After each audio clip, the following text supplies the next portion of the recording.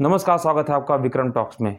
जिस विषय पे बात करने जा रहा हूँ वो बहुत सालों से चलता रहा है। जी हाँ, ग्लोबल वार्मिंग या कुदरत का करिश्मा या इंसान की वजह से बदलता मौसम, ये सारे बहुत से हमारे विषयों पे बहुत सी बातें होती रहती हैं। जब कोई भी पर्यावरण दिवस आता है या कोई भी दिवस आता है तो इस पे अलग से डिबेट होती है कि हमें किस तरीके से प्रकृति के साथ खिलवाड़ नहीं करना चाहिए, प्रकृति के बल्कि जिस तरीके से गोद में हम रहते हैं उसके लिए सेवा करना चाहिए। लेकिन प्रकृति अपना करिश्मा दिखा दी। और शायद मैं जो बोलने जा रहा हूँ ना, जब मैंने भी इस चीज़ को पढ़ा और जब इसके बारे में तहकीकात की तो विश्वास नहीं हुआ कि सऊदी अरब या जब भी अरब कंट्रीज़ का नाम आता है तो हमारे जहन में क्या बात आती है। रेगिस्तान, पानी कमी, तेल के कुओं की भरमार। लेकिन कभी ये नहीं जहन में आता है कि वहाँ पे हरियाली भी एक बार देख सकते हैं कि आर्टिफिशियल तरीके से पानी को लाके घासें उगाई जा सकती हैं। लेकिन ये कभी नहीं सोच सकते कि वहाँ बर्फ़ होगी।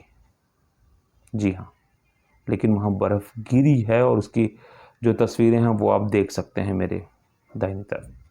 अब आप सोचिए कि सऊदी अरबिया में बर्फ़ गिर रही है, सोच से भी परे है। उम्मीद भी नहीं होगी कभी कि वहाँ बर्फ़ गिर सकती है। मतलब ये तो वही वाली बात हुई कि खाली गिलास आपने रख दिया रेगिस्तान में और वहाँ धूप की जगह बर्फ़ गिर गई और वो गिलास पानी से भर गया। आपने सोचा था किसी का पसीना होगा तो भर सकता है, लेकिन पानी से नहीं। लेकिन वहाँ पे बर्फ़ गिर रही है और ये बर्फ़ की जो चादरें दिख रही हैं ना, इसने हर एक को परेशान कर दिया है।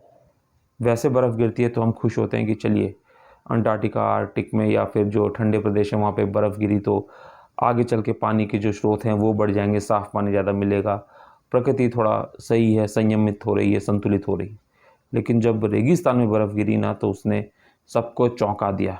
इस समय जब मैं वीडियो बना रहा हूँ ना तो दिल्ली एनसीआर में अगर आप कोई भी रह रहा होगा तो आप समझ सकते हैं कि 123 से ज़्यादा सालों का रिकॉर्ड टूट चुका है।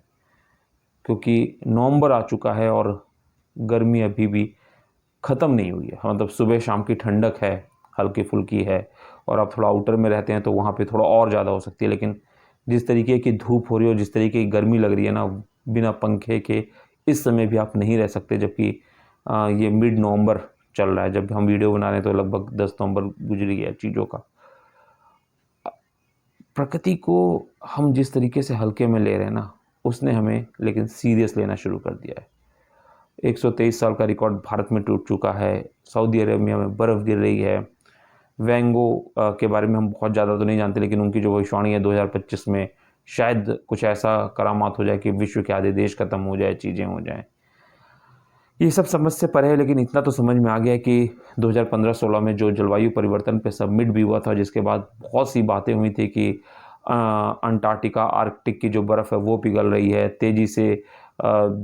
कुछ आने वाली शताब्दियों में ऐसा होगा कि हमारे पास पीने का पानी, जो साफ़ पानी है, वो उसकी किल्लत शुरू हो जाएगी। जो अब हमें बहुत से, अगर हम विश्व की छोड़िए तो भारत जैसे देशों में, बेंगलोर और राजस्थान में हमें दिखती है गर्मियों में कि पानी की बहुत बड़ी किल्लत बढ़ जाती है। और जब गर्मी का सीज़न और बढ़ेगा तो समझिए किल्लतें और बढ़ेंगी। और जिस तरीके से पेड़ पौधे कट रहे हैं, जिम्मेदार तो खैर हम हैं बहुत हद तक, लेकिन आखिर अब जिस तरीके से पॉपुलेशन की विस्फोट हो रही है, भारत की बात की जाए या चीज़ों के, कैसे हम इससे निजात पा सकते हैं, इस तरीके का अभी तक कोई निवारण नहीं दिख रहा। मतलब आप समझ सकते हैं कि जो टेम्परेचर है भारत का, जो टेम्परेचर गर्मी में भी औसतन 42 डिग्री 43 डिग्री होता था, वो अब 50 डिग्री तक पहुंचने लगा है। नवंबर में हम बात कर रहे हैं कि यहाँ पे पंखे चल रहे हैं, चीज़ें चल रही हैं, यानी सर्दी बची कितनी, 2 से 3 महीने के लिए। और ऐसे में जो ये जलवायु परिवर्तन के अस्तित्व आ रहे हैं ना, पॉल्यूशन की अगर बात की जाए तो AQI 400 से ऊपर हो चुकी है दिल्ली एनसीआर की। चलिए, हम तो हो सकता है 1-2 साल 5 साल किसी तरीके से मैनेज भी कर लें। आपने परेली बंद कर दी, इस बार धूप थी तो पटाखे भी उस हिसाब से नहीं फूटे तो पॉल्यूशन कम रहा। लेकिन हम जा किस और रहे हैं, अगले 10 साल बाद क्या होगा। और बड़ी बड़ी जो कंपनियां हैं जो डिस्पेंसर बना के दे रही हैं एयर प्यूरीफायर के नाम पे, आप कहाँ तक एयर प्यूरीफायर कर पाएंगे। आप क्यों नहीं कोई ऐसा एयर प्यूरीफायर बना रहे हैं कि जो पूरे देश में काम आए। आप अमीरों के लिए तो जान दे रहे हैं या उनकी चांसेस बढ़ाने के लिए आप एयर प्योरीफायर बनाएं, क्योंकि वो अपने घर में एयर प्योरीफायर लगा सकते हैं, अपने गाड़ी में लगा सकते हैं क्योंकि गाड़ियों का भी एयर प्योरीफायर आता है, उसके बाद वो अपने ऑफिस में एयर प्योरीफायर लगा सकते हैं। तो शायद उनको बाहर निकलने की ज़रूरत नहीं है जब तक कि वो काम कर रहे हैं, और जब उनको बाहर निकलने की ज़रूरत है तो शायद वो भारत के उन प्रदेशों या विश्व के उन देशों में जाके 2-3 महीना रह के आ सकते हैं जहाँ पे उनके बिजनेसेस चल रहे हैं। लेकिन एक आम आदमी, एक मजदूर, वो कहाँ जाए, वो कहाँ एयर प्योरीफायर लगाए? उसकी तो बहुत बड़ी गलती भी नहीं है क्योंकि इंडस्ट्रीज़ उसकी नहीं है। सड़क पे रिक्शा चलाने वाले की इंडस्ट्री नहीं है, उसे एक छोटा सा मकान होगा।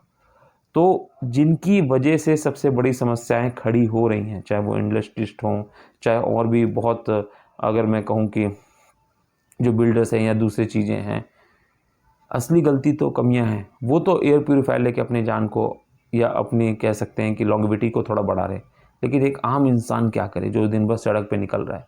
वो कहाँ तक एयर प्योरीफायर, और एयर प्योरीफायर का अगर दाम देखेंगे ना तो 5,000 से लेके लाखों में बिक रहे हैं।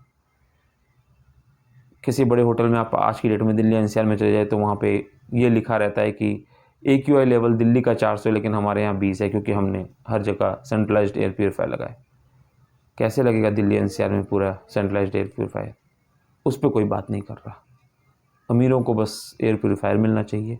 मैं विरोध नहीं कर रहा किसी का, चाहे अमीर हो या कोई भी हो, वो है अच्छी बात है, उसने मेहनत की तब वो अमीर हुआ है। लेकिन किस तरीके से हम जी पाएंगे इस पॉल्यूशन में, इस बदलते वातावरण में, ये सोचना बहुत गंभीर है।